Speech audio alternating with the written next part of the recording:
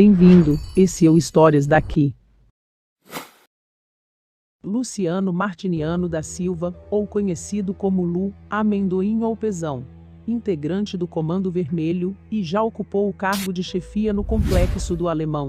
Já administrou de perto o complexo mais perigoso do Rio de Janeiro, mas hoje vive fugindo das autoridades, se escondendo em territórios desconhecidos. Mas nem sempre foi assim. Pezão e sua família têm origem nordestina, de onde viajaram até para o Complexo do Alemão, na zona norte do Rio de Janeiro. Tudo indica que o Pezão começou na vida do crime muito cedo.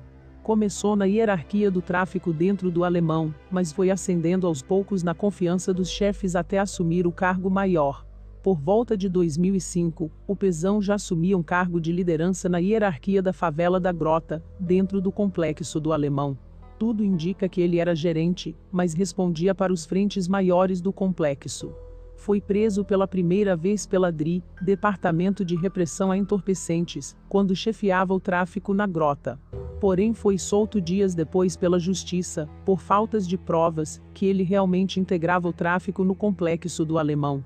Para a polícia ele era importante na hierarquia, mas para a Justiça, ainda faltavam provas para concluir que sim.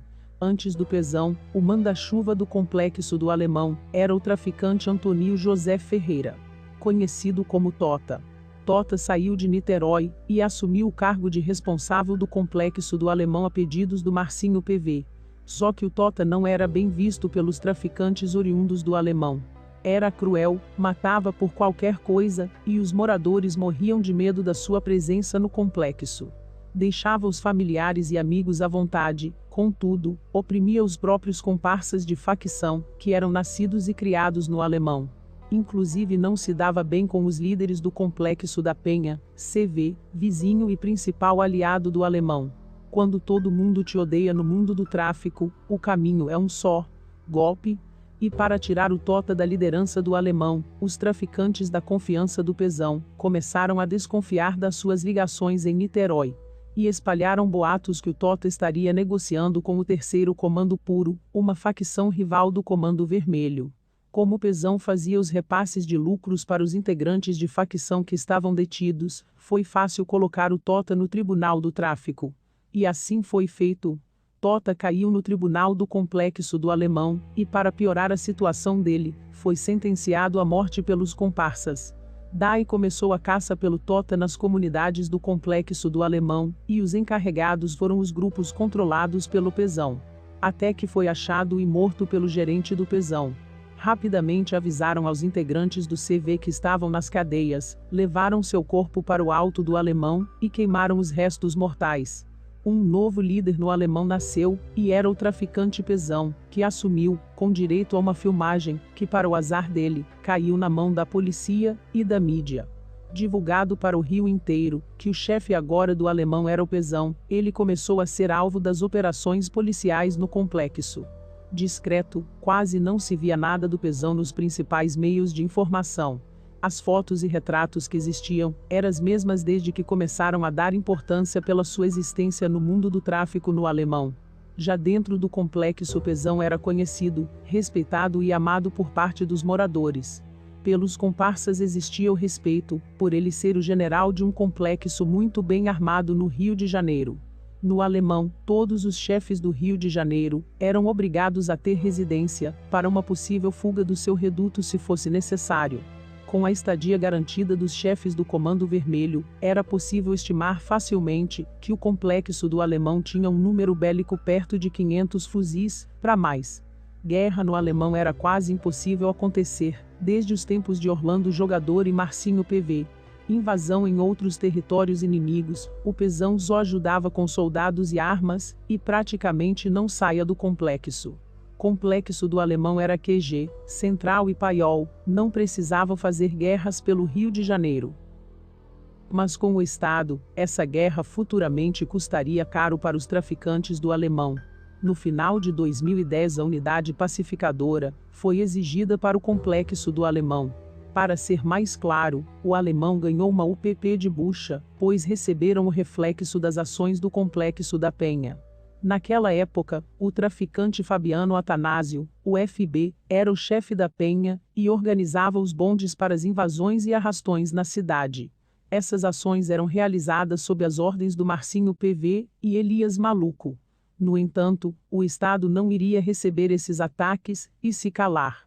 E por ordens do Marcinho, os traficantes da Penha receberam a missão de tocar o terror na cidade do Rio de Janeiro, queimando ônibus e locais públicos.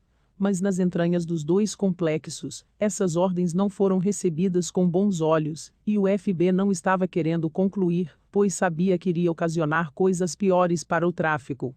O Pezão também não concordou com os ataques, porque também tinha consciência que iria, sobre para o complexo do Alemão. Mas as ordens foram claras, e quem descumprisse, iria cair no tribunal do tráfico. E assim foi feito.